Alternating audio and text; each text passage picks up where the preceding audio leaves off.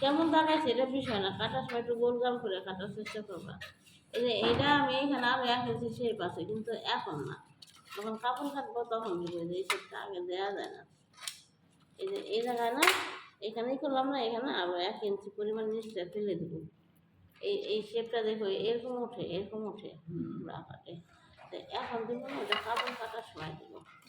এটা সব টুকরা করে ফেলতে হবে। এরকম এরকম 4 পাট করছি না, 1 2 3 4 4টে টুকরা করতে হবে।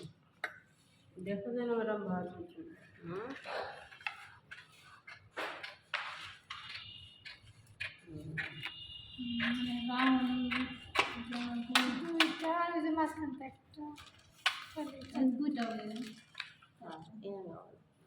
প্রথম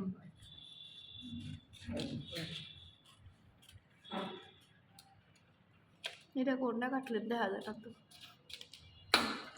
এই যে দেখেন এইটা কাটছে, এইটা কাটছে আর এইটা কাটছে।